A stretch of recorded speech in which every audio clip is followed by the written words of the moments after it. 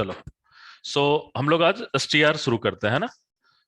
STR को देखोगे तो आजकल के एग्जाम में तुम्हारा बहुत ही ज्यादा रोल प्ले कर रहा है। और only not from STR, rather आप देखोगे कि इसका यूज कहाँ कहाँ है वो भी आपको समझना पड़ेगा, है ना।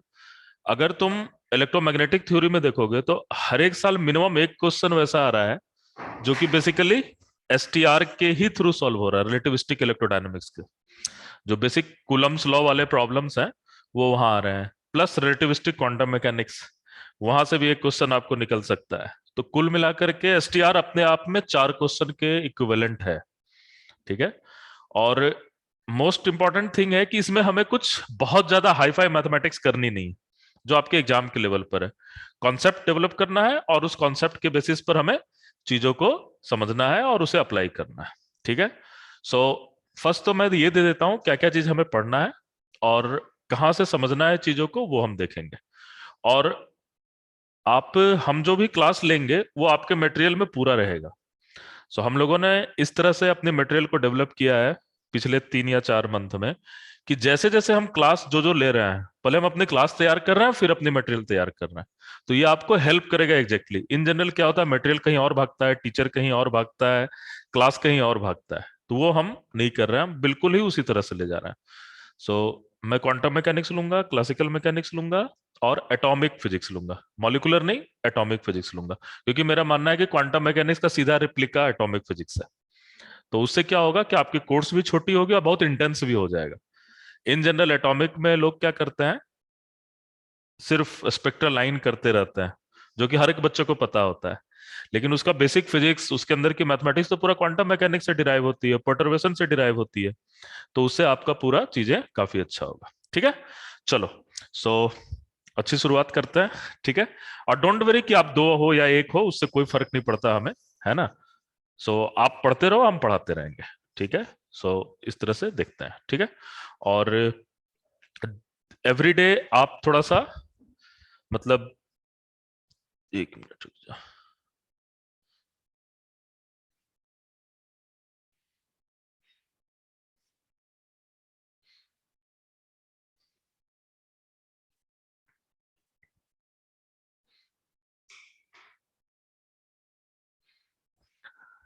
सो एक बार इसको फोकस कर दूं।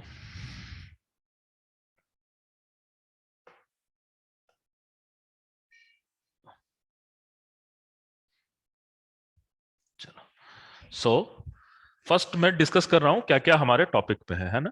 देखो, आज तो हम लोग बेसिकली इनर्शियल फ्रेम के बारे में बात करेंगे। We will just talk about inertial frame,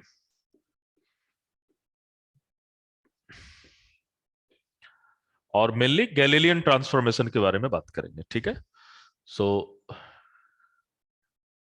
Galilean transformation, writing समझ में आ रही है ना। और फर्स्ट गैलीलियन ट्रांसफॉर्मेशन के बारे में बात करेंगे। और आज के दिन ही हम लोग पोस्टुलेट्स के बारे में भी बात करेंगे। पोस्टुलेट्स ऑफ एसटीआर, क्या पोस्टुलेट्स होना चाहिए, क्या उसके पीछे की बेसिक साइंस है, क्या ऑब्जर्वेशंस हैं, जिसके बेसिस पर हम कैसे अपनी मैथमेटिक्स को डेवलप करेंगे, वो देखेंगे। तो ये दोनों चीज हम आज के को देखेंगे। नेक्स्ट जो आपका मोस्ट इंपॉर्टेंट पार्ट है वो होगा Lorentz transformation.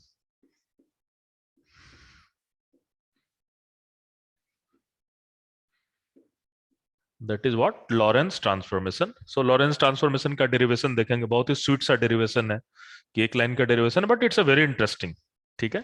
Lorentz transformation, and then most important part जो होगा वो होगा आपका रिलेटिव स्पीड, या रिलेटिव वेलोसिटी बोलोगे। एक बार अगर आप ये दोनों पार्ट सीख गए, कैसे लॉरेंस ट्रांसफॉर्मेशन का यूज करते हैं और कैसे रिलेटिव स्पीड का यूज करते हैं, then whole STR is cake walk for you. Just you have to just see what is the symmetry, और उस सिमेट्री के अनुसार आपको चीजों को इंप्लीमेंट करते जाना है। रिलेटिव स्पीड, एंड देन हम लोग एप्लीकेशन ऑफ लॉरेंस ट्रांसफॉर्मेशन पे आएंगे। That is application part. The first application is obviously length contraction.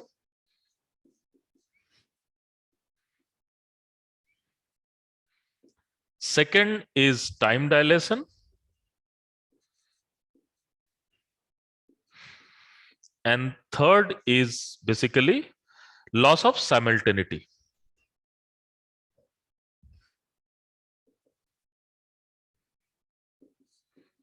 Loss of simultaneity, ठीक है। ये हमारा एप्लीकेशन पार्ट होगा जो कि बेसिकली काइनेमेटिक्स के बारे में बात करेगा। Means we are not introducing mass in our calculation, we will just see what is length, what is time, what is speed, इसके बारे में ही हम बात करेंगे, ठीक है। And then you will go for relativistic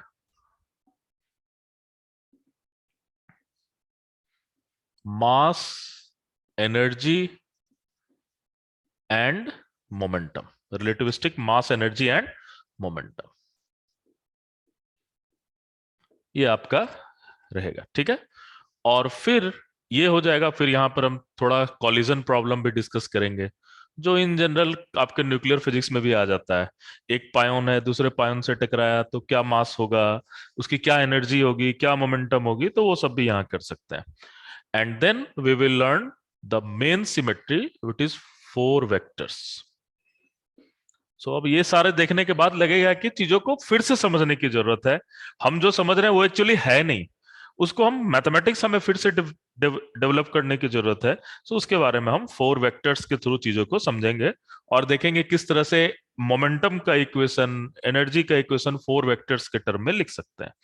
तो ये तो हमारा बेसिक पार्ट हुआ जो कि सिर्फ एसटीआर को रिलेटेड है। लेकिन इसका एप्लीकेशन आप देखोगे रिलेटिविस्टिक इलेक्ट्रोडायनेमिक्स,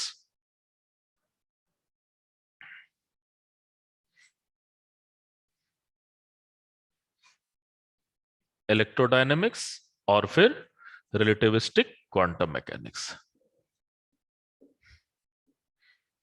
और मैं इन जनरल इस टॉपिक से इसलिए भी शुरुआत करता हूं कि आपको एक तरह से पता चल जाएगा कि कितना दूर तक चीजें फैली हुई है, ठीक है।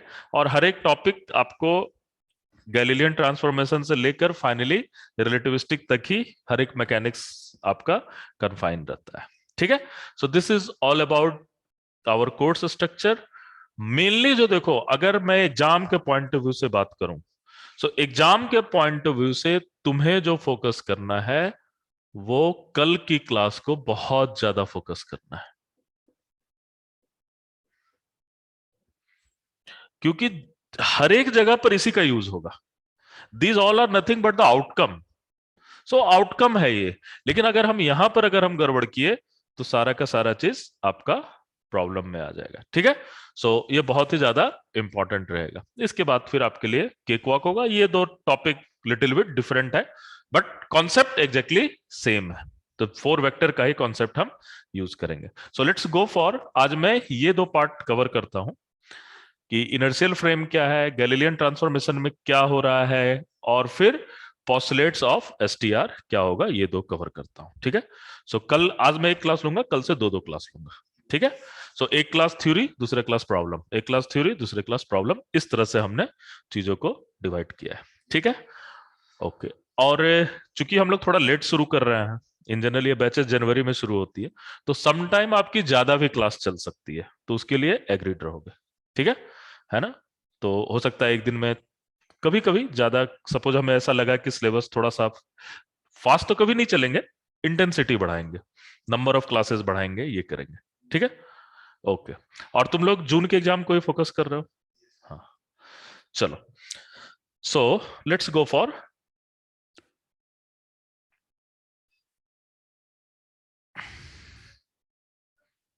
चलो। So first we will go for a very interesting concept, that is inertial frame. By the way, before going to frame, what is meaning of frame? Frame से क्या समझते हो? बताओगे, बताओ मोहित। Very good. जिसके रेस्पेक्ट में हम कुछ भी ऑब्जर्वेशन करते हैं, जैसे कोई एग्जांपल दो।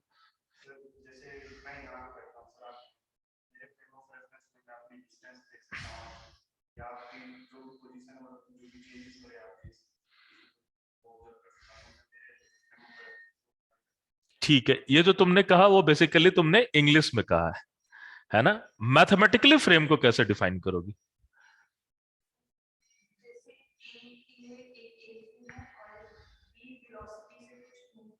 हम्म।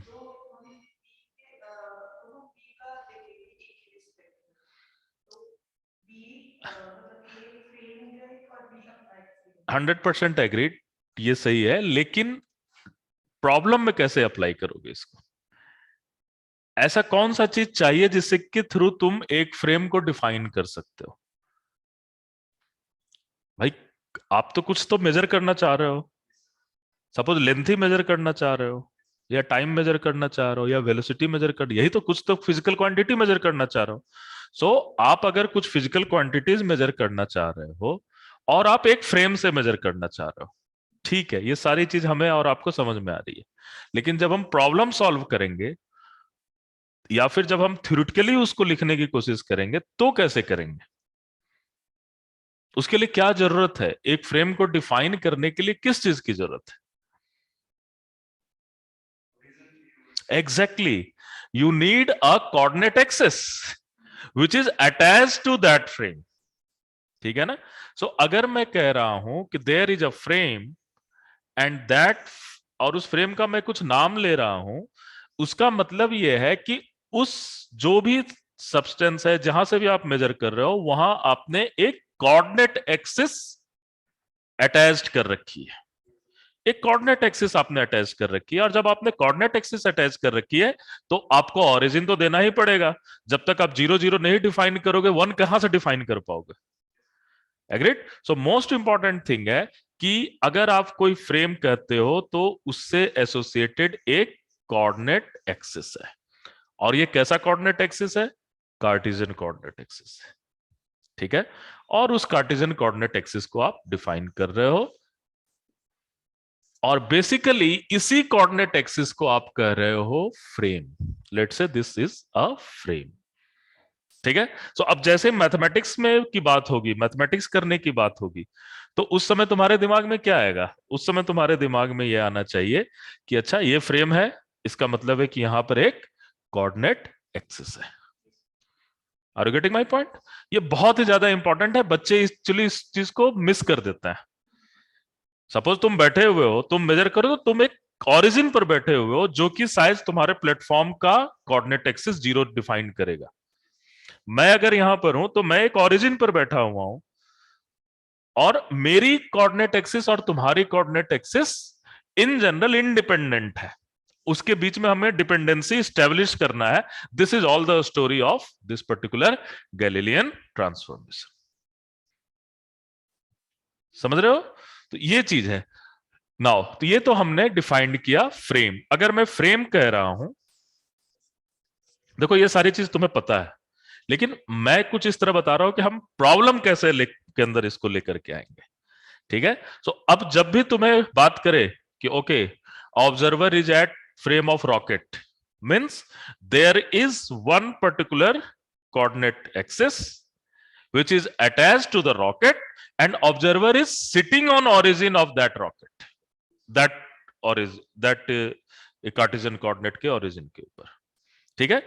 ये दिमाग में रखना है। Now so this is your frame. तो पहला फ्रेम देखा, तो फ्रेम के लिए मोस्ट इंपॉर्टेंट थिंग है, you need origin, you need origin, and what you need Cartesian coordinate. In general हम कार्टेशियन कोऑर्डिनेट में ही चीजों को डिफाइन करेंगे। ठीक है? So you need Cartesian coordinate.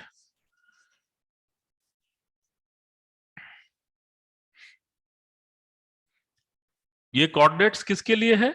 आपको 3 म्यूचुअल डायरेक्शंस को रिप्रेजेंट करेगा। ठीक है? ओके, क्योंकि भाई हमें तो वेक्टर भी डिफाइन करना पड़ेगा, तो डायरेक्शंस होने ही चाहिए हमारे पास। Okay, now second thing is that, second thing is, what is inertial frame?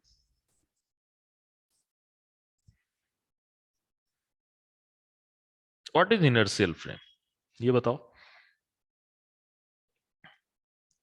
inertial frame किसको कहेंगे? सब पता है ना?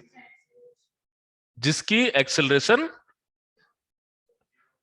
जीरो हो, नॉन एक्सेलरेटेड फ्रेम, यानी जो कांस्टेंट वेलोसिटी से मूव करे, स्पीड नहीं, कांस्टेंट स्पीड की बात नहीं करोगे, किससे मूव करे, कांस्टेंट वेलोसिटी से मूव करे।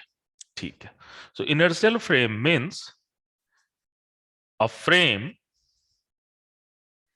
मूविंग विथ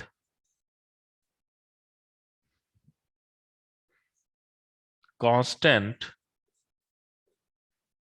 वेलोसिटी,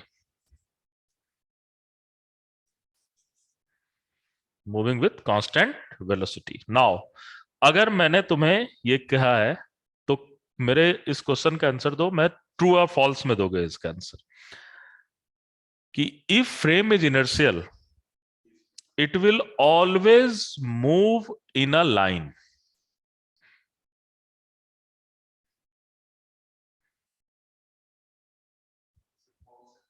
फॉल्स है, क्यों?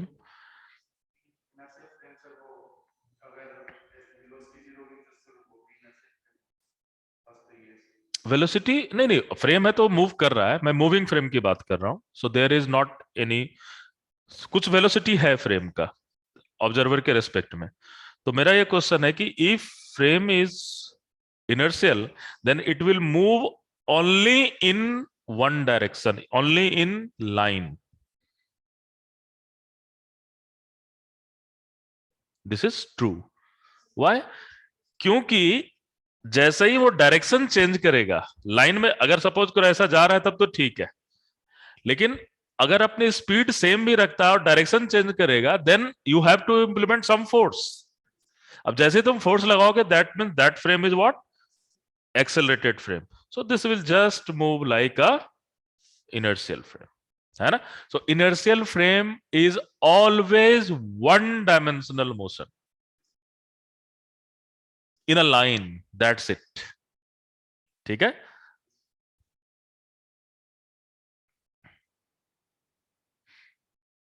सो this is basically one dimension motion में वो मूव करेगा और इन अ लाइन मूव करेगा। ठीक है, यहां तक क्लियर है? तो ये सब चीजें बहुत ही ध्यान देने वाली बात है ना, ताकि आपको प्रॉब्लम जब सॉल्व करोगे तो इसे हमें क्या करना पड़ेगा, इंप्लीमेंट करना पड़ेगा बहुत ही अच्छे से। ठीक है, okay, so this is the story. Now let us define what is meaning of t is equal to zero.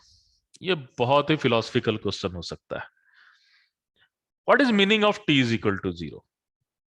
Now we have one another frame. Suppose we have one another frame. Let's say that frame is also inertial, and this is your x, y, and z. Let's say it is x dash, y dash, z dash, and this frame is s dash. इसका नाम है, नाम तो कुछ तो देना पड़ेगा ना। ये हो सकता है प्लेटफॉर्म हो, या ट्रेन हो, ये रॉकेट हो, ये स्पेसशिप हो, there may be n number of possibilities are there. So this is S dash frame. ठीक है, what is the story, this S dash frame is moving with respect to S frame with v velocity in x direction. ये story है, means इसकी जो velocity है v in I cap direction है, कोई एक ही लोग है। And what is about i cap, i cap कोई यूनिवर्सल डायरेक्शन नहीं है, वो आपने डिफाइन कर रखा है ना? ये अगर ऐसे भी जाता तो हम उसी को आई कैप बोल देते। ठीक है, सो कुछ तो, लेकिन हमें चूंकि इस तरह से देखने की आदत है, इसी कारण हमने इसे एक्स डैश कह रखा है। Okay, good. नाउ ये मूव कर रहा है इन पॉजिटिव एक्स एक्सिस। ठीक है, what is meaning of t is equal to 0? This frame is moving with respect to this frame. So what is meaning of t is equal to 0? t is equal to 0 को कैसे define करोगे?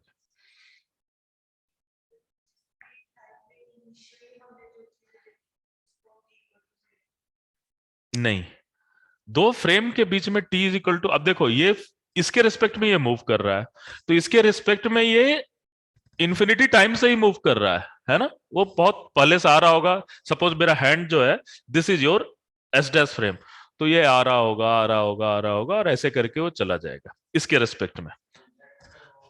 When the origin of these two frame is going to coincide, when the origin of this frame and this frame is going to coincide, then it is said to be what? T is equal to 0. जब इन दोनों के बीच का origin coincide करेगा तो उसे हम क्या कहेंगे? T is equal to 0 कहेंगे. ठीक है, ये डेफिनेशन बहुत ही ज्यादा इंपॉर्टेंट है. मीन्स क्या हुआ, जैसे ही ये वाला स्टेटस तुम्हें मिलेगा, मैं डॉट से इसको दिखा रहा हूं दूसरे वाले को, ये वाला जब स्टेटस मिलेगा और यहां पर ओ डैश वाला स्टेटस मिलेगा, है ना, और ये एस डैश है, जो ये स्टेटस मिलेगा, this status is assume to be t is equal to 0. देखो, हम लोग अगर इस तरह से नहीं चीजों को डिफाइन कर पाएंगे तो क्या होगा, प्रॉब्लम के यूनिक सॉल्यूशन नहीं मिलेंगे. ये सारा क्यों किया जा रहा है कि जो तुम भी मेजर करो, जो मैं भी मेजर करूं, जो ये भी मेजर करे, वो यूनिक आंसर है. तो इसी कारण आपको t is equal to 0 define करना ही पड़ेगा. ठीक है, so t is equal to 0 means when the origin of both are going to coincide. दोनों के जो ओरिजिन है वो क्या होंगे? कोइंसाइड करेंगे. ठीक है, this is all about t is equal to 0. Okay, now अब देखो पूरी की पूरी स्टोरी किस तरह से हम चेंज कर रहे हैं और देख रहे हैं एक्चुअली हमें करना क्या है वो समझना है. ठीक है, now we are just talking about a frame which is Galilean inertial frame. Means अभी हम वैसे स्पीड की बात कर रहे हैं जो न्यूटोनियन स्पीड है. Means they can not be comparable to speed of light. That means they are Newtonian speed. So अभी हम जो बात कर रहे हैं वो v upon C tends to 0 वाली स्थिति की बात कर रहे हैं. ठीक है, so this is the whole story. Now अब हम नेक्स्ट आते हैं कि हमें करना क्या है और हम क्या ऑब्जर्व करना चाह रहे हैं. देखो, बेसिकली फिजिक्स में तुम्हें क्या ऑब्जर्व करना है? बेसिकली फिजिक्स में तुम्हें कोई ना कोई फिजिकल क्वांटिटी ऑब्जर्व करना है. फिजिकल क्वांटिटी क्या होता है? जिसे तुम लैब में मेजर कर सकते हो. लैब में तुम क्या मेजर कर सकते हो? पोजीशन मेजर कर सकते हो, वेलोसिटी मेजर कर सकते हो, मोमेंटम मेजर कर सकते हो, एनर्जी मेजर कर सकते हो, सारे चीज मेजर कर सकते हो. लेकिन इन सब की जो जो भी क्वांटिटी मिलती है, जैसे सपोज करो कि तुमने एनर्जी मेजर किया और एनर्जी मान लो ½ mv² है. ठीक है, बट इसका जो फंडामेंटल क्वांटिटी वो क्या है? वो मास है, लेंथ है, टाइम है. अगर तुम किसी भी पॉइंट पर मास मेजर कर लो, लेंथ मेजर कर लो, टाइम मेजर कर लो, देन आप कोई भी फिजिकल क्वांटिटी मेजर कर सकते हो फिर, है ना. मास को हम अभी थोड़ा हटा देते हैं because we are just talking about kinematics.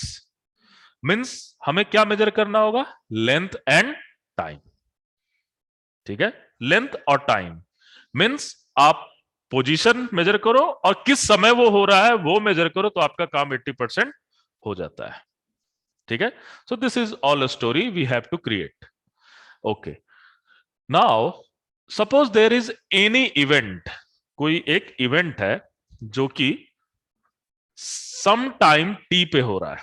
And now one more thing, जब v इजकल टू सी हम ले रहे हैं और अभी तक हम ये एजम्पशंस रख रहे हैं कि time is universally same for every observer. तुम्हारे लिए, मेरे लिए, इसके लिए, सबके लिए टाइम क्या है? सेम है. Time will not dependent on reference frame. ये गैलीलियन की, न्यूटोनियन मैकेनिक्स की एजम्पशंस है. दैट विल बी STR और रिलेटिविस्टिक की एजम्पशन है, यहां पर नहीं है. ठीक है, न्यूटोनियन मैकेनिक्स की ऑब्जर्वेशंस ये है कि time is absolute, that is not relative. ठीक है, ये हम यहां कर रहे हैं. नाउ लुक एट हियर, हम क्या करने की कोशिश कर रहे हैं.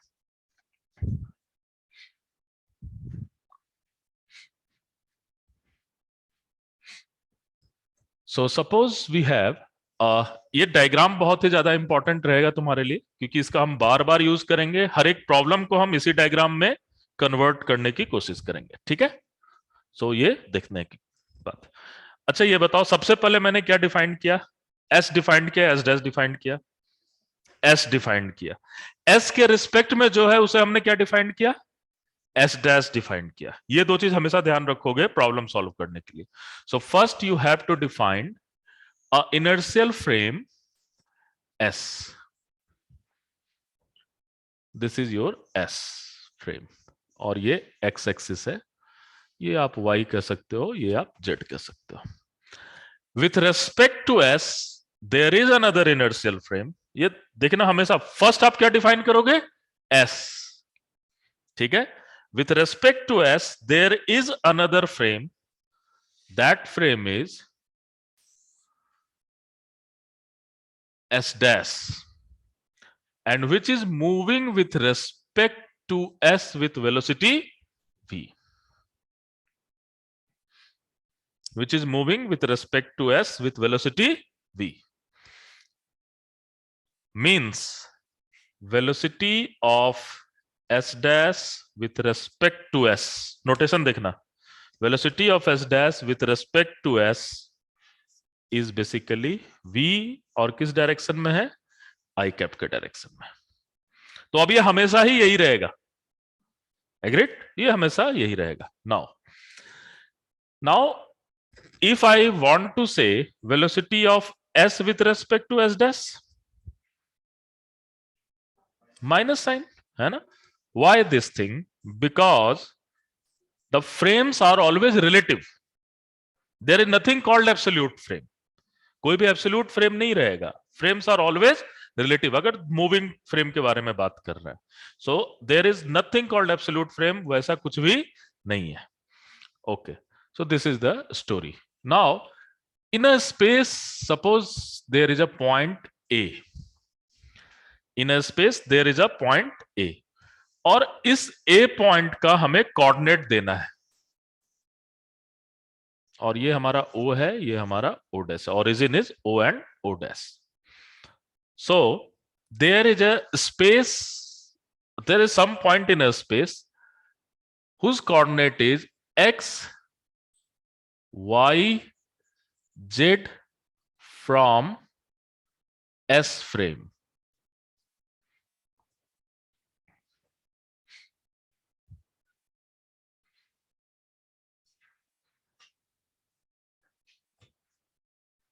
और ये किस समय पर बात कर रहे हैं, सम टाइम t, क्योंकि t इज इक्वल टू 0 क्या था, ओरिजिन पे था, तो उसके रेस्पेक्ट में आफ्टर उतना समय बीतने के बाद कोई एक इवेंट हो रहा है किसी पॉइंट पर, उस इवेंट की कोऑर्डिनेट x, y, z है, और उसकी टाइम t है, एग्रीड, ओके। इसी पॉइंट का कोऑर्डिनेट, और ये हमने कहां से देखा है, इस ओरिजिन के रेस्पेक्ट में देखा है चीजों को। सो इसका जो वेक्टर होगा वो कुछ वेक्टर ये होगा, है ना, ये आप आर वेक्टर कह सकते हो। क्लियर है ये। और there is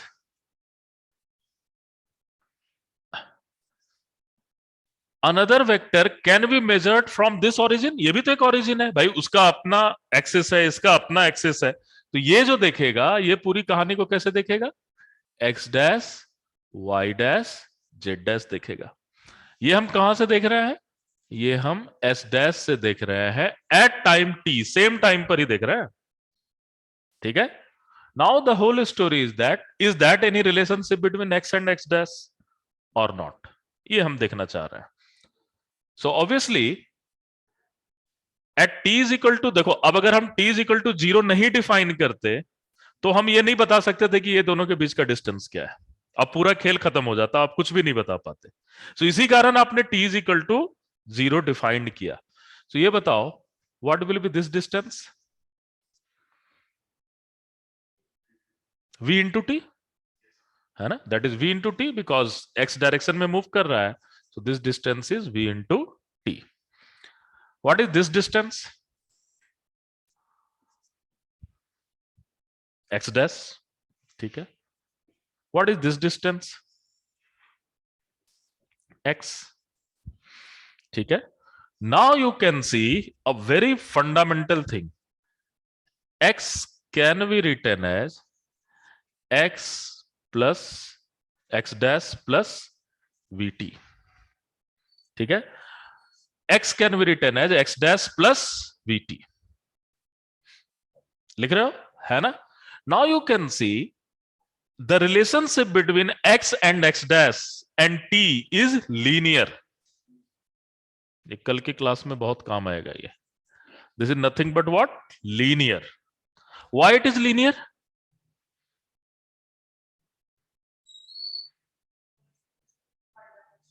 because motion in one dimension and it is constant velocity.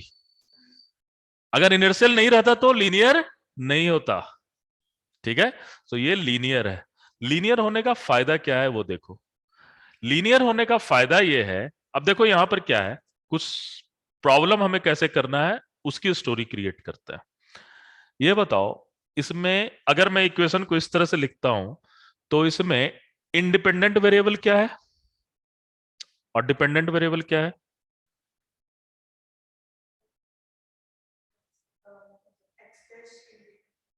X dash और टी, ये दोनों इंडिपेंडेंट वेरिएबल है। और वी तो तुम पैरामीटर मान सकते हो क्योंकि वो फिक्स वैल्यू होगी।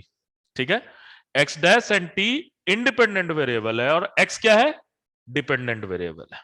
ठीक है, अगर मैं कुछ ऐसा चाहूं कि मैं एक्स डैश को डिपेंडेंट वेरिएबल बनाऊं और एक्स को इंडिपेंडेंट वेरिएबल बनाऊं, तो मुझे क्या करना पड़ेगा? एक्स माइनस वी टी नहीं, बेसिकली हमें लिखना पड़ेगा minus v into t. Physics देखते हैं, फिजिक्स सब और सिमेट्री समझने की कोशिश करो। देखो ये सारी चीजें बहुत आसान लगती है लेकिन उतना आसान है नहीं है। सिमेट्री देखो, position of A with respect to S, position of A with respect to S is equal to position of A with respect to S dash plus velocity of S dash with respect to S into t. यही है ना? तो ये symmetry मेरा कभी break नहीं होना चाहिए, है कि नहीं? हाँ, तो ये सिमेट्री हमारा कभी भी ब्रेक नहीं होना चाहिए। अब यहां क्या हो रहा है, अगर इसी चीज को मैं यहां लिखूं तो कैसे लिखूंगा? Position of A with respect to S dash is equal to position of A with respect to S plus minus v को क्या लिखोगे? Very good, that will be velocity of S with respect to S dash. हम लोग Galilean transformation कर रहे हैं, ठीक है? हाँ, sorry, S dash with respect to S, sorry, this will be S, S है ना, this will be S and that will be velocity of S with respect to S dash into T. Now देखो ये कहने देखने में तो बहुत ही आसान लग रहा है कि भाई हमने माइनस कर दिया। अलजेब्रिकली आप क्या कर रहे हो कि मैं इसको इधर ले जा रहा हूं तो ऑब्वियसली ये वाला माइनस हो जाएगा, बट फिजिक्स ये नहीं कह रहा है। फिजिक्स आपकी पूरी की पूरी सिमेट्री को देखने की कोशिश कर रहा है। वो सिमेट्री क्या है कि अगर मैं position of A with respect to S देख रहा हूं, that will be position of A with respect to S dash, but यहां काम क्या कर रहा है? Velocity of S dash with respect to S. लेकिन आप जैसे ही इसको एस से एस डैश को आप चेंज कर रहे हो, एस को एस डैश से चेंज कर रहे हो, तो सारे जगह पर देखो एस क्या हो जा रहा है? एस डैश से चेंज हो जा रहा है। ये सिर्फ इसलिए पॉसिबल है because you are working in a linear thing.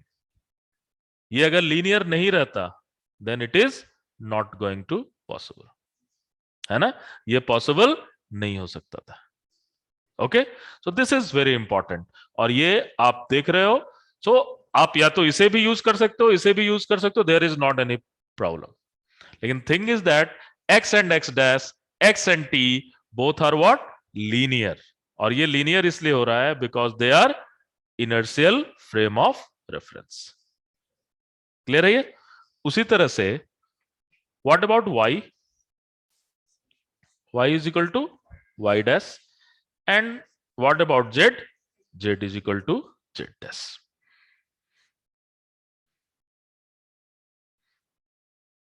ठीक है, so this is the thing we are just talking about inertial frame. अब नाउ इस पूरी स्टोरी को थोड़ा सा नेक्स्ट लेवल पर ले जाने की कोशिश करते हैं और उसे समझते हैं कि क्या हो रहा है। ठीक है, सो हम लोग की फर्स्ट क्लास है, तो हम लोग गैलीलियन ट्रांसफॉर्मेशन कर रहे हैं। ठीक है, सो ये मोस्ट प्रोबब्ली आता है सारे बच्चों को, बट मैं कुछ इस तरह से बता रहा हूं कि हम आगे इसका यूज कैसे करें। हाँ, अच्छा लेकिन जो पुराने लेक्चर देखोगे अगला लेक्चर में चेंज रहता है इन जनरल। ठीक है, so don't worry about this, है ना। सो आप अगर क्लास कर रहे हो तो उसको अच्छे से करते जाओ, है ना। सो ये ज्यादा बेटर रहेगा। ठीक है, अब देख रहे हो सिमेट्री, है ना। अब ये सिमेट्री कभी छोड़ना नहीं है, चाहे लॉरेंस ट्रांसफॉर्मेशन आ जाए, चाहे गैलीलियन ट्रांसफॉर्मेशन आ जाए, चाहे जो भी आ जाए, इस सिमेट्री को आपको नहीं छोड़ना है। ठीक है, ओके। सो नेक्स्ट हम लोग देखते हैं आगे की कहानी।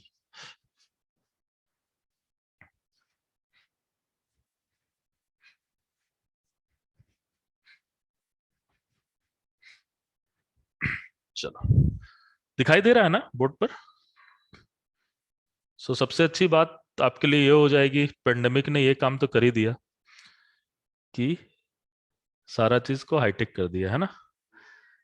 पढ़ाई हो चाहे नहीं हो, वीडियो मिलना चाहिए।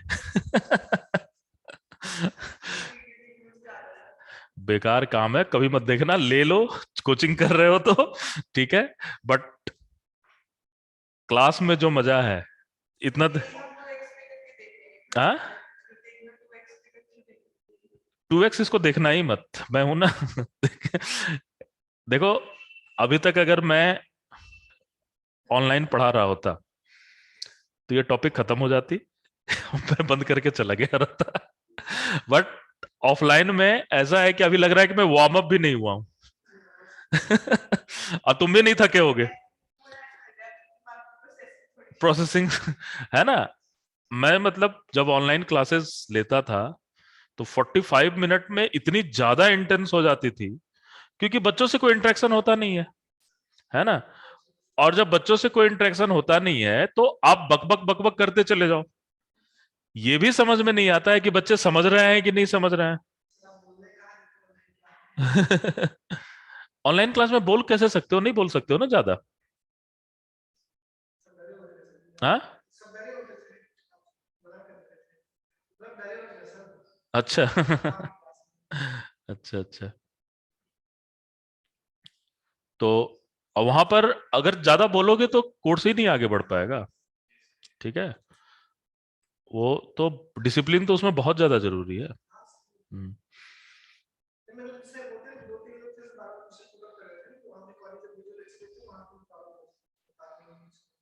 हम्म, हम्म। कोई नहीं, वो दौर खत्म हो चुका है। ठीक है, चलो। So what is next story. Next story ये है कि ये एस है, सेम थिंग, और there is S dash frame.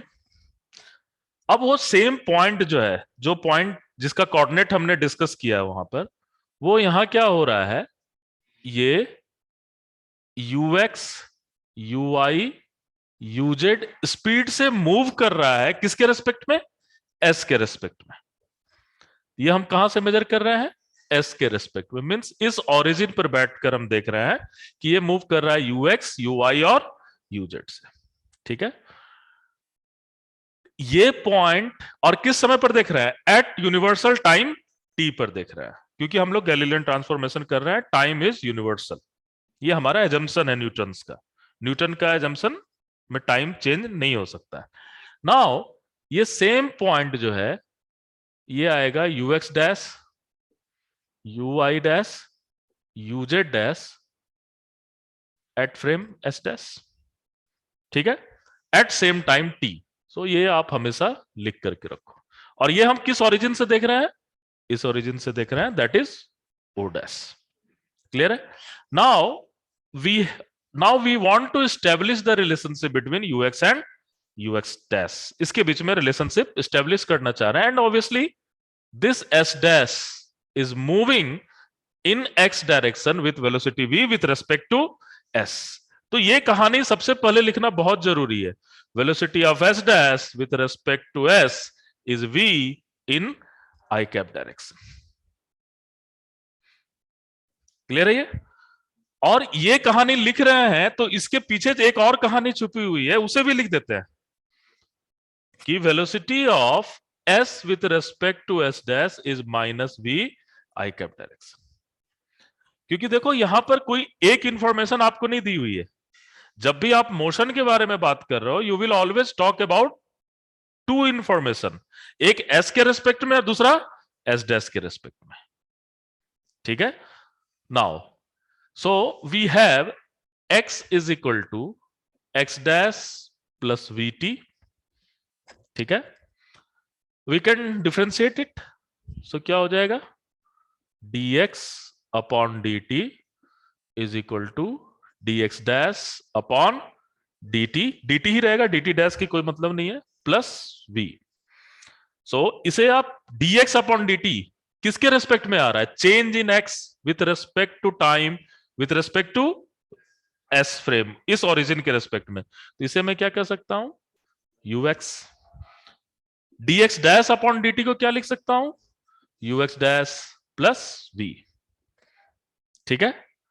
Now फिर से देखते हैं। अब यहां पर, वहां तो पोजीशन देखा था, यहां velocity of A with respect to S is equal to velocity, और ये एक्स डायरेक्शन में है इसलिए मैं वेक्टर नहीं लगा रहा हूं। ठीक है? तो velocity of A with respect to S dash, है ना, plus velocity of S with respect to S, sorry, velocity of S dash with respect to S. देखो सेम सिमेट्री है ना, फिर से जो पोजीशन की सिमेट्री मिल रही है, एग्जैक्टली सेम सिमेट्री। अब अगर मैं अपना इंडिपेंडेंट वेरिएबल चेंज कर दूं, मींस हमारा इंडिपेंडेंट वेरिएबल अब क्या हो जाएगा? ux हो जाएगा। तो क्या होगा? ux dash is equal to what is this thing? फिर से गलत किया तुमने, ux प्लस माइनस v। देखो सिमेट्री नहीं ब्रेक करना है आपको प्लस का। ठीक है? आपने क्या लिखा? Velocity of A with respect to S dash is equal to velocity of A with respect to S. आपने इसे सिर्फ चेंज किया है तो प्लस को माइनस कैसे कर सकते हो? है ना? सो प्लस वेलोसिटी ऑफ, यहां क्या हो जाएगा? S with respect to S dash. ये सबसे ज्यादा इंपॉर्टेंट चीज है आपको समझना, कि आप एक सिमेट्री देख रहे हो और उस सिमेट्री को आपको ब्रेक करने की जरूरत नहीं है। ठीक है? माइनस एक अलजेब्रा का पार्ट हो सकता है, लेकिन फिजिक्स का पार्ट तो सिमेट्री है, उसे हमें नहीं ब्रेक करना है। ठीक है?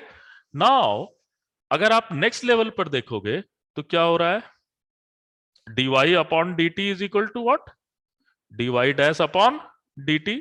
So this is uy is equal to uy dash dz upon dt is equal to dz dash upon dt, that is uz is equal to uz dash।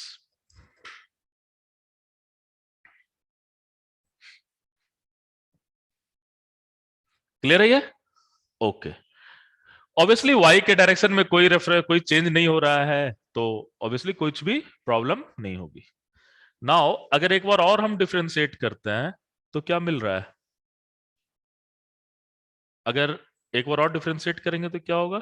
dux upon dt is equal to dux dash upon dt। ये तो constant है, तो ये क्या हो जाएगा? Zero हो जाएगा।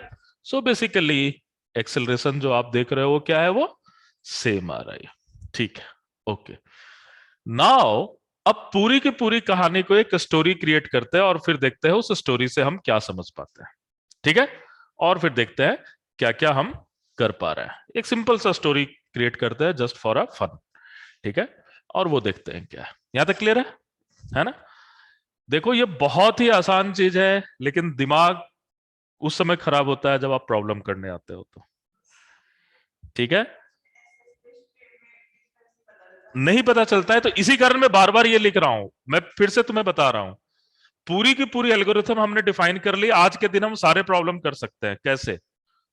सबसे पहले आपने क्या डिफाइन किया? एस। ठीक है? एस के रिस्पेक्ट में क्या डिफाइन हुआ, एस डैश। अब फिर आपको इंडिपेंडेंट वेरिएबल होगा, या तो इंडिपेंडेंट वेरिएबल एस के रेस्पेक्ट में रहेगा या फिर एस डैश के रेस्पेक्ट में रहेगा। ठीक है, मैं जो प्रोसेस फॉलो करता हूं, मैं इन जनरल ये प्रोसेस फॉलो करता हूं कि इंडिपेंडेंट वेरिएबल हमेशा मेरा एस डैश के रेस्पेक्ट में रहे, उसे मुझे समझने में आसानी होती है। आप चाहो तो दूसरे तरीके से भी कर सकते हो, तो दूसरा फॉर्मूला यूज करना होगा, but in general independent variable हमेशा एस डैश के रेस्पेक्ट में रहेंगे। तो इसे आप डैश फ्रेम लग सकते हो, U X dash, U Y dash, U Z dash. ये आपको क्या रहेगा, गिवन। ये भी आपको क्या रहेगा, गिवन। आपको निकालना क्या रहेगा, इन दोनों के बीच का कनेक्शन। ऑलवेज कोई भी प्रॉब्लम, कल से हम लोग जो प्रॉब्लम शुरू करेंगे, एक भी प्रॉब्लम तुम ऐसा नहीं देखोगे जो कि इस एल्गोरिथम से हम सॉल्व ना कर पाए। ईच एंड एवरी प्रॉब्लम, भले रॉकेट अर्थ के रेस्पेक्ट में जाए या अर्थ के रेस्पेक्ट में दो रॉकेट जाए, मुझे उससे कुछ लेना देना नहीं है। मुझे हर एक प्रॉब्लम को इस फॉर्मुलेशन में लेकर आना है। एवरी प्रॉब्लम, जो भी प्रॉब्लम हो उसे क्या करना है, आपको इस पर्टिकुलर फॉर्मुलेशन में लेकर आना है और उसे इंप्लीमेंट करना है। क्लियर है ये चीज हमेशा दिमाग में रखना है, लेकिन कैसे लेकर के आएंगे जरा उसे देखने की कोशिश करते हैं। ठीक है, ओके।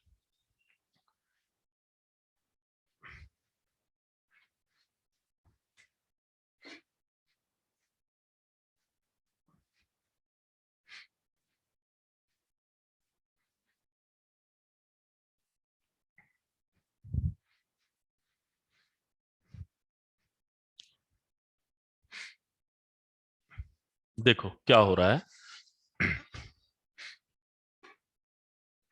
सपोज करो एक प्लेटफॉर्म है, प्लेटफॉर्म पर एक ऑब्जर्वर है। ठीक है, एक ऑब्जर्वर है। देखो स्टोरी को हमें अपने मैथमेटिक्स में क्रिएट लेके आना है, यही हमारा चैलेंज होता है किसी भी टॉपिक में। जो भी सिस्टम दिया हुआ है उसे आप अपने फॉर्मुलेशन में लेके आओ, this is the real challenge. तो ये क्या है, ये एक ऑब्जर्वर है। ठीक है, let's say this observer is x. ये एक प्लेटफॉर्म है, दिस इज प्लेटफॉर्म।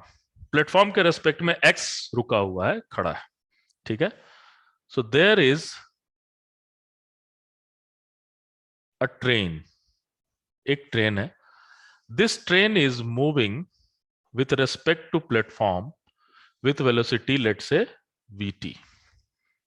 ठीक है, ट्रेन किस डायरेक्शन में जा रहा है, एक्स डायरेक्शन में, तो इसे आप एक्स मान सकते हो। So this is moving in I cap direction. ठीक है, there is another observer, let's say he is mister Y. ठीक है, हो सकता है कि ये ऑब्जर्वर जो है वाई एक्स का नेफ्यू हो, सन हो, कुछ भी हो, ये अपना जा रहा है। ठीक है, what is the story, this x is rest with respect to platform, this y is rest with respect to train। तो दो अलग अलग ऑब्जर्वर हो गए, मींस ये एक फ्रेम हो गया, एक कोऑर्डिनेट एक्सिस, और ये भी एक डिफरेंट कोऑर्डिनेट एक्सिस पर बैठा हुआ है। ठीक है, ओके। जो बताया उसी चीज को हम पूरा इंप्लीमेंट कर रहे हैं। अब देखो कहानी क्या हो रही है, ये छोटा बच्चा है, इसके पास खेलने के बहुत सारे सामान है। तो इसके पास रिमोट कार हो सकता है खेलने के लिए, इसने अपनी रिमोट कार को निकाला। ठीक है, और इसने, इसके पास रिमोट कार है, तो जो भी स्पीड चल रही है वो ये बता पा रहा है कि उस कार की स्पीड क्या होगी। ठीक है, सो इस कार की स्पीड इसने देखा u1, u2, u3। किसने देखा, y ने देखा। ठीक है, अब ये पूछ रहा है x से कि आप बताओ मेरे कार की स्पीड क्या है। ठीक है, कार की स्पीड किसने बताया, किसे पता है, u1, u2, u3, y को पता है।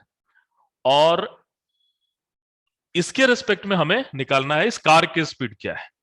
ठीक है, तो देखो इसमें किसे सारा कैलकुलेशन करना है, इसे तो सारा कैलकुलेशन पता है।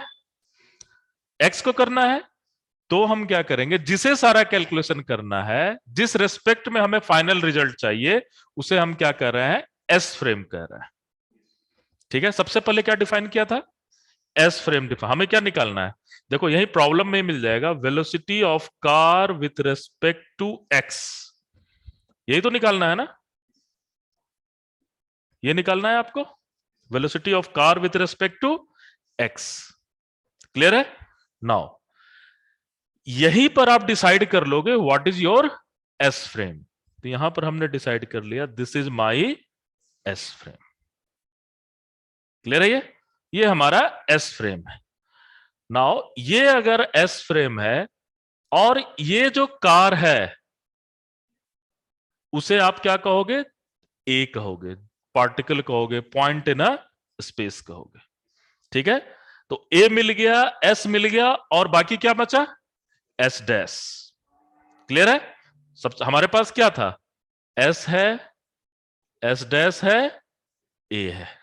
ठीक है, ए का रिलेशन एस डैश के रेस्पेक्ट में भी है, ए का रिलेशन एस के भी रेस्पेक्ट में। वैसे तो सारे का रिलेशन सारे के रेस्पेक्ट में है क्योंकि मूव कर रहा है। ठीक है, एनीवे, सो नाउ अब आप देखो तो यहां पर एस डैश कौन सा होगा, क्या होगा एस डैश, वाई या ट्रेन, है ना, train is your S dash. So यहां हम कह सकते हैं x is equivalent to s, c is car is equivalent to a, and train is equivalent to s dash। आपका 80% काम खत्म हो गया। आपको निकालना क्या है, velocity of A with respect to S. तो उसे आप क्या कहते हो, velocity of A with respect to S, इसे आप क्या कहते हो, इसे कहते हो ux, ui, uz। यही कहते हो ना, नोटेशन को ध्यान दो, जो नोटेशन में है वो बहुत इंपॉर्टेंट पार्ट है। सो नोटेशन में क्या कह रहा है, नोटेशन में ये कह रहा है कि व्हाट इज योर, नोटेशन के अनुसार क्या आपका ux है, नोटेशन के अनुसार क्या आपका uy है, नोटेशन के अनुसार क्या आपका uz है, ये आपको समझना बहुत ही ज्यादा इंपॉर्टेंट है। क्लियर है ये? Okay, so this is your story, है ना। हमें दिया हुआ क्या है, velocity of train with respect to platform, यानी वेलोसिटी ऑफ y, और कह सकते हो x हमारा प्लेटफॉर्म भी है। So velocity of s dash with respect to s, इसे हम क्या कहते हैं अपने नोटेशन में, velocity of s dash with respect to s क्या कहते हैं अपने नोटेशन में, v, यही तो कहते हैं। सो this will be your v। Clear है ये? ओके, ये v की वैल्यू क्या है यहां पर, vt, डायरेक्शन क्या है, आई कैप। ठीक है, चलो अब velocity of car with respect to train, है ना, velocity of car with respect to train, यानी वेलोसिटी ऑफ कार को क्या कह रहे हैं, ए, ट्रेन को क्या कह रहे हैं, एस डैश। तो ये क्या क्या दिया हुआ है, ux डैश, है ना, uy dash, uz dash. ux dash की वैल्यू कितनी है, u1, uy डैश की वैल्यू कितनी है, u2, uz डैश की वैल्यू कितनी है, u3। समझ में आ रहा है? नहीं, थोड़ा बहुत नहीं, पूरा समझो यहां। नहीं नहीं, उसको मत देखो, मैं ये बोल रहा हूं कि सिंपल दो चीज समझने की कोशिश करो, किसे एस कह रहे हैं, किसे एस डैश कह रहे हैं। यहां पर देखो ये चीज, एस डैश एस के रेस्पेक्ट में मूव कर रहा है, तो velocity of S dash with respect to S को वी कह रहा है। ठीक है, एस डैश की वेलोसिटी एस के रेस्पेक्ट में वी कही जा रही है। ठीक है, और ये जो पॉइंट ए है, इसकी वेलोसिटी एस डैश के रेस्पेक्ट में यूएक्स डैश, वहां मैंने बनाया था UX dash, UI dash, UZ dash कह रहा है। डैश वाला जो है UX dash, UI dash, UZ dash, और इसी पॉइंट की इसके रेस्पेक्ट में कह रहे हैं यूएक्स, यूआई, यूजेड। क्लियर है ये? अब यहां पर जो है, हम सारे चीज को इसी फॉर्म में लिखने की कोशिश कर रहे हैं। किसकी फॉर्म में? v के फॉर्म में, ux डैश के फॉर्म में और ux के फॉर्म में। ठीक है, वो करने की कोशिश कर रहा है। So velocity of a with respect to s दिया हुआ है। a क्या है? वो पॉइंट है ना? a वो पॉइंट है। तो यहां पर a कौन है? कार है ना? देखो, a को हमने कार को a माना है, ठीक है, x को हमने s माना है, क्लियर है ये, और t को हमने s डैश माना है। तो यहां क्या दिया? ux डैश की वैल्यू u1 आ गई, uy डैश की वैल्यू u2 आ गई, uz डैश की वैल्यू u3 आ गई। ठीक है, हमें निकालना क्या है? हमें निकालना है ux uy uz। हमारे पास फॉर्मूला क्या है? ux is equal to ux dash plus v। ठीक है, ux डैश की वैल्यू क्या मिल रही है? u1। v की वैल्यू क्या मिल रही है? vt। सो ये जो पर्सन है, इसकी स्पीड क्या देखेगा? u1 देखेगा? नहीं, u1 तो है ही, साथ में ये जो मूव कर रहा है वो भी इसमें ऐड हो रहा है। ठीक है ना? तो इफेक्टिव वेलोसिटी इसकी क्या हो रही है? बढ़ रही है। ये कुछ ऐसा है कि भाई आप एक्सेलरेटर पर चल रहे हो और एक्सेलरेटर भी उस डायरेक्शन में जा रहा है, तो आपकी स्पीड क्या हो जाती है? इफेक्टिवली बढ़ जा रही है ना? तो this is your ux। What will B uy? u2। What will B uz? u3। क्योंकि y और z डायरेक्शन में कोई भी प्रॉब्लम नहीं हो रही है। ठीक है, ओके। नाउ अब मैं इस पूरे चीज को क्या कर रहा हूं, इस कार को मैं रिप्लेस कर रहा हूं एक लेजर लाइट से। तो हम देखते हैं क्या होगा। ठीक है, तो अगर मैं इस कार को लेजर लाइट से रिप्लेस करूं तो आप देखो क्या हो रहा है।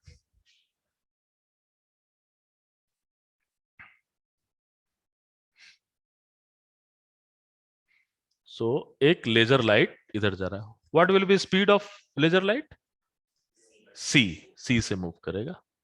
ठीक है, नाउ और ये एक्स डायरेक्शन में ही चल रहा है। अभी मैं ज्यादा कॉम्प्लिकेटेड नहीं कर रहा हूं इसको, वाई जेड तीनों डायरेक्शन में हो जाएगा, बट अभी ये किस डायरेक्शन में जा रहा है? ओनली एक्स डायरेक्शन में जा रहा है। तो ये बताओ, इसमें से सी किसके रेस्पेक्ट में दिया हुआ है? वाई के रेस्पेक्ट में। ठीक है, वाई या ट्रेन के रेस्पेक्ट में, है ना? तो सी किसके रेस्पेक्ट में दिया है? डैश के रेस्पेक्ट में या नॉन डैश के रेस्पेक्ट में? डैश के रेस्पेक्ट में। सो this is your S dash, और ये क्या है? हमारा एस है। ठीक है, सो यहां हम क्या चेंज करें? ये तो ऐसा ही रहेगा। ठीक है, यूएक्स डैश की वैल्यू क्या हो जाएगी? सी हो जाएगी। यूआई डैश की वैल्यू क्या हो जाएगी? जीरो हो जाएगी। यूजेड डैश की वैल्यू जीरो हो जाएगी। क्लियर है ये? नाउ यूएक्स की वैल्यू जब आप पुट करोगे यहां पर, तो क्या हो जाएगा? C plus VT. ये क्या हो जाएगा? C plus VT. नाउ इसके रेस्पेक्ट में स्पीड ऑफ लाइट किस स्पीड से जा रही है? सी के स्पीड से जा रही है। ठीक है, इसके रेस्पेक्ट में लाइट किस स्पीड से जा रही है? सी प्लस वीटी के रेस्पेक्ट में से जा रही है। वो सही है या गलत है? ऑब्वियसली गलत है ना? क्यों गलत है? क्योंकि स्पीड ऑफ लाइट को ऑब्जर्व किया गया है कि वो कांस्टेंट स्पीड से ही मूव करेगी।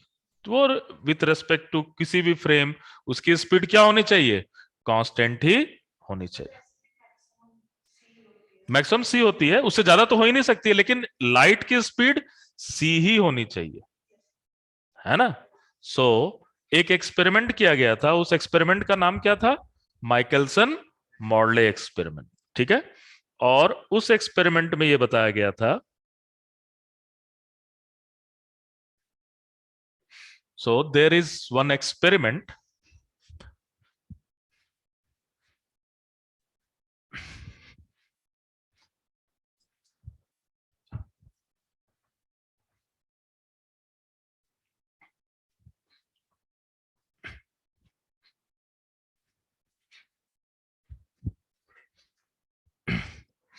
सो देयर इज वन एक्सपेरिमेंट.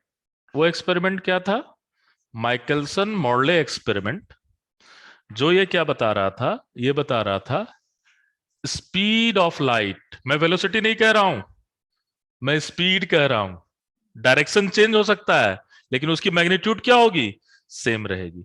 तो speed of light will invariant under any inertial frame.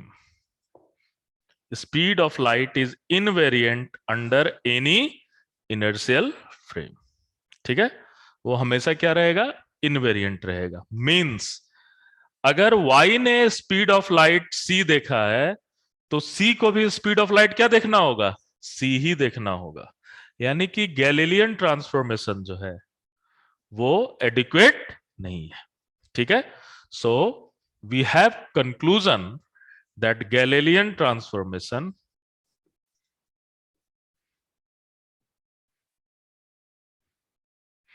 is not adequate. Galilean transformation is not adequate. Adequate की का मतलब क्या होता है? Sufficient. Wrong नहीं है, एक लिमिट तक सही है, उसके बाद ये क्या है? सही रिजल्ट नहीं देता है. तो Galilean transformation is not adequate for any velocity which is comparable to speed of light, which is comparable to speed of light. ठीक है? तो जो भी स्पीड ऑफ लाइट के लिए कंपेरेबल स्पीड होगा, तो उसके लिए गैलीलियन ट्रांसफॉर्मेशन सही नहीं है, रिजल्ट दे रहा है.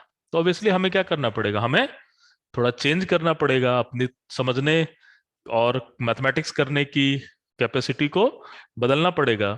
और फिर वहां पर हम क्या लेकर के आएंगे? लॉरेंट्ज ट्रांसफॉर्मेशन. ठीक है? So this is story. लेकिन यही फिर से करना है हमें. थोड़ा सा मैथमेटिक्स में चेंज आएगा और बाकी सारी चीज लगभग सेम रहेगी. अभी तुम्हें समझ में तो नहीं आ रहा है ना? तो आप ये वीडियो ले लेना, वो देख लेना, और 15 मिनट पहले आ जाना क्लास का कल. ठीक है? अभी वीडियो तो मैं सतीश सर शेयर कर देंगे. ठीक है? तो 15 मिनट, या फिर इनसे भी थोड़ा डिस्कस कर लेना चाहो तो, है ना? और क्योंकि देखो एक चीज जान लो, अगर आप 10 मिनट की भी क्लास छोड़ोगे, मेरी क्लास हो या आलोक की क्लास हो, वो पूरा क्लास गड़बड़ हो जाएगा. लेकिन आप पॉइंट से बैठोगे, जीरो से बैठोगे, तो ये जान लो वो आपके डीएनए के अंदर चली जाएगी. ठीक है? तो अब आप कितना, आधे घंटे लेट आया ना? आधे घंटा 45 मिनट लेट आया.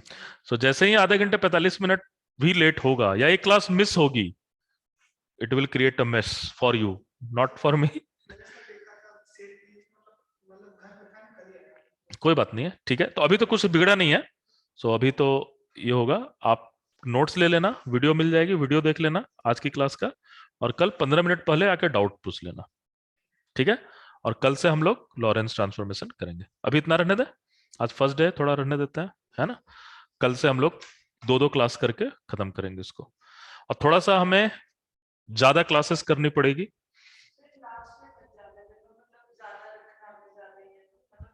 नहीं नहीं नहीं, वो हम अभी से ही सारा चीज देखते जाएंगे क्या चल रहा है. ठीक है? कैसे हमारा चल रहा है, क्योंकि हमने हमारा फाइनल डे ऑफ डेस्टिनी तो पता है. और लास्ट में तो देखो तुम्हारा क्या होगा, एटॉमिक फिजिक्स होगा, न्यूक्लियर फिजिक्स होगा.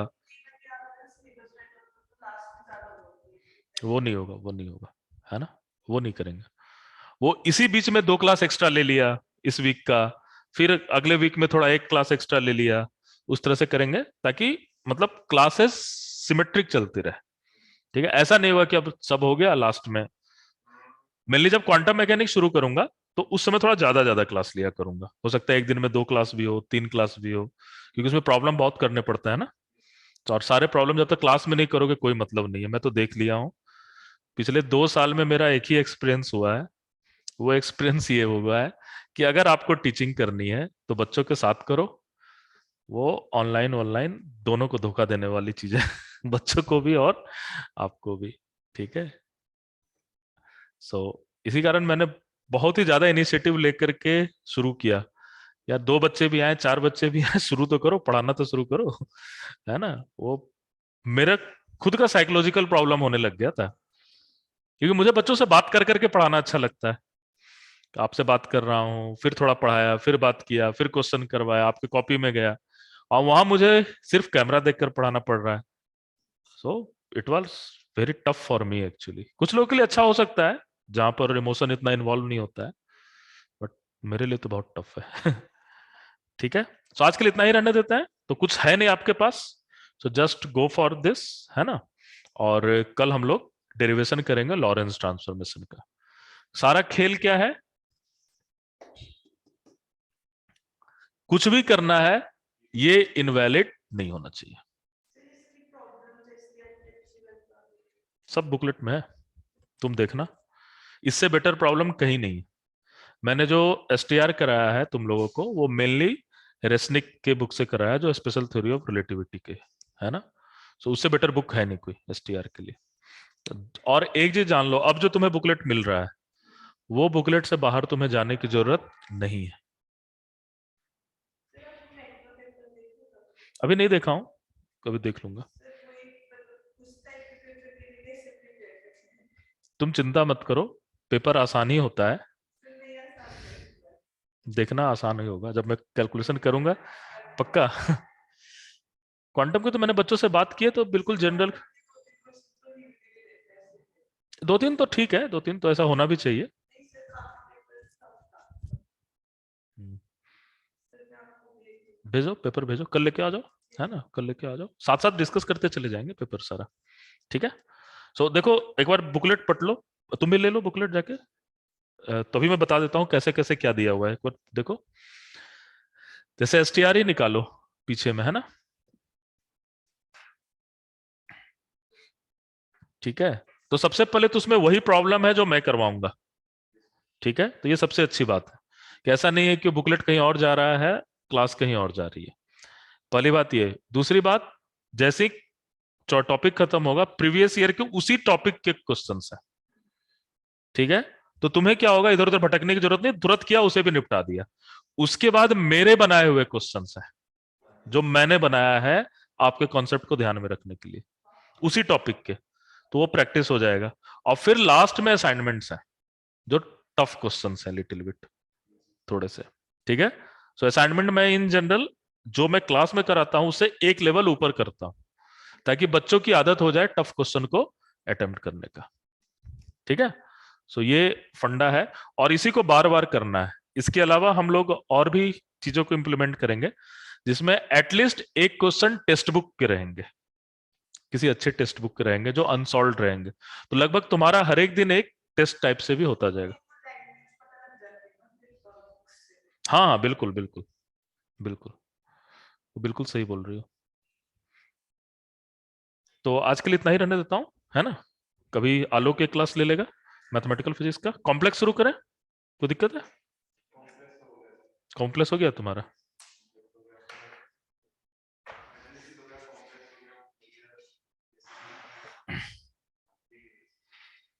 तो नहीं, कॉम्प्लेक्स ही शुरू कर लो, क्या है ना उसमें कोई, क्योंकि यहाँ तो कोर्स तो पूरा कराना ही है ना। और मैथमेटिकल जितना ज्यादा करो उतना बेटर है। ठीक है।